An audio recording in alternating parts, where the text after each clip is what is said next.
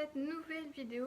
Aujourd'hui on va voir les bases de la statistique, c'est-à-dire tout ce qui est moyenne, médiane et étendue. Donc ce qui est normalement du programme 4e, 3e. Mais c'est toujours bien de revoir, surtout quelques astuces que vous allez voir et qui parfois pêchent un peu même pour les terminales. Donc la première chose qu'on va voir dans cette vidéo, c'est la moyenne standard, ça veut dire une moyenne classique sans coefficient. Qu'est-ce qu'une moyenne classique? C'est petit m égale x1 plus x2 plus x3, etc. sur n. Alors, à quoi correspondent ces chiffres? On va faire des exemples pour chaque donnée statistique pour que vous voyez bien à quoi ça correspond. On imagine qu'un élève veut calculer sa moyenne, par exemple, sa moyenne classique de notes dans une matière. Elle a 7 notes qui sont des notes sur 20, on est d'accord. Donc 14, 16, 9, 20, 15, 7 et 12. Donc comme je vous l'ai dit, on sait le nombre de notes, c'est 7 notes, celles que je viens de vous citer. Et donc on va rentrer ces données dans la formule. Donc pour appliquer la formule, les x qui sont en haut correspondent aux notes. Alors il faut pour faire une moyenne que toutes les notes soient sur la même note entre guillemets. En gros que ce soit par exemple que des notes qui sont sur 10 ou que des notes qui soient sur 20. Sinon ça ne marche pas. Et ensuite en bas, il faut que vous sachiez le nombre de notes qu'il y a, qui est le grand N. Et donc la moyenne de cet élève, c'est petit m égale, donc en haut vous mettez tous les x que je viens de vous citer, toutes les notes correspondantes, et en dessous sur 7. Et donc ça nous fait une moyenne de 13,3 sur 20.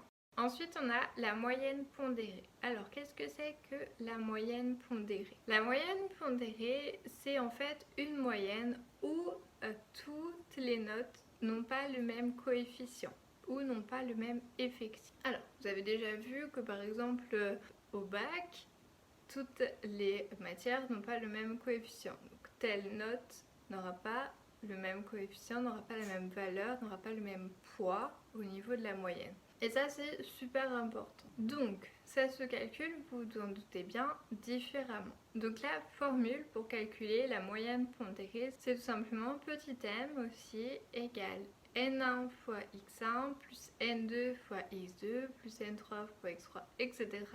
autant qu'il y a de notes, divisé par grand N. Et donc là, on va prendre un exemple en fait où on a un tableau. Et dans ce tableau, on regroupe les notes et le nombre d'élèves qui a eu cette note. Et comme ça, on aura la moyenne de la classe. Sur la carte mentale, bien sûr, le tableau qui correspond à l'exemple, je ne vais pas vous le citer parce que ce serait un petit peu long et ça ne servirait pas à grand chose.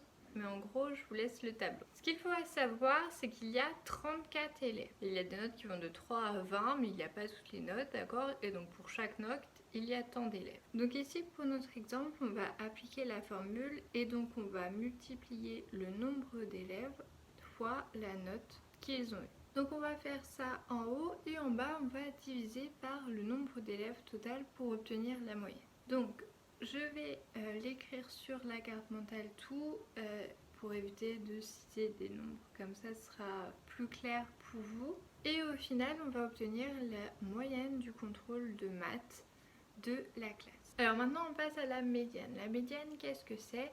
C'est en fait le nombre qui sépare une série statistique en deux effectifs égaux. Et donc la médiane, elle se calcule complètement différemment de la moyenne parce qu'en fait on va avoir besoin de ranger les nombres dans l'ordre croissant pour déterminer où est la médiane. Donc il va y avoir deux cas. Il va y avoir le cas où l'effectif total est un nombre pair et le cas où l'effectif total est un nombre impair. Donc on va reprendre un tableau comme on l'a fait tout à l'heure. Donc on reprend un tableau avec des notes et un nombre d'élèves par note. Ensuite on va ordonner par ordre croissant les notes. Donc ça veut dire que si on a 3, 6, on va écrire 3 fois 6. Si on a 2, 7, on va écrire 2, 7, etc.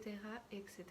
Donc une fois qu'on les a rangés par ordre croissant, donc croissant, je ne vous ai pas rappelé, mais c'est du plus petit au plus grand, on va appliquer la formule. Donc ici, notre nombre de notes est impair. Donc pour calculer la médiane, on va se servir de la formule. Donc il nous dit que grand N moins 1 divisé par 2 plus 1 est égal à la médiane. Donc ici, on va prendre, on a 31 l'effectif total, donc moins 1 divisé par 2, donc 30 divisé par 2, donc 15, plus 1, 16.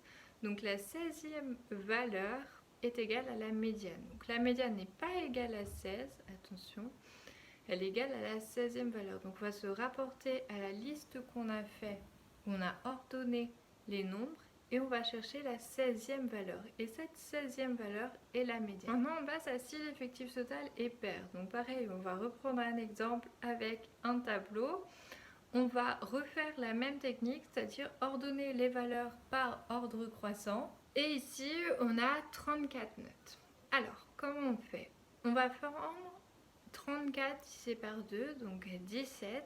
On va prendre la moyenne de la 17e et de la 18e note. Donc la moyenne, une moyenne classique, comme on a vu en premier dans cette vidéo. Donc la moyenne de la 17e et de la 18e note. Et cette moyenne des deux va faire la médiane. Alors attention, ce n'est pas la moyenne de 17 et 18, c'est la moyenne quand on va dans notre liste et qu'on a ordonné nos notes de la 17e et de la 18e valeur. Donc j'espère que vous avez compris la moyenne, la médiane. Maintenant on passe au plus facile, donc qui est l'étendue. Donc l'étendue, c'est la différence dans une série statistique de la valeur la plus haute moins la valeur la plus basse. Et donc par exemple dans une classe, si la valeur la plus haute c'est 20 et que la valeur la plus basse c'est 3, l'étendue c'est 20 moins 3, donc 17.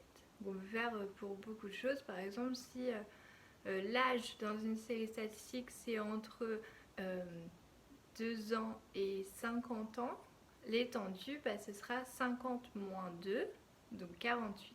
J'espère que vous avez bien compris ce qu'était la moyenne, la médiane et l'étendue. Sont des choses super importantes qui vous suivent même dans vos études supérieures. Je rappelle que toutes mes cartes mentales sont à imprimer sur mon drive et le lien du drive est toujours en barre d'infos de mes vidéos.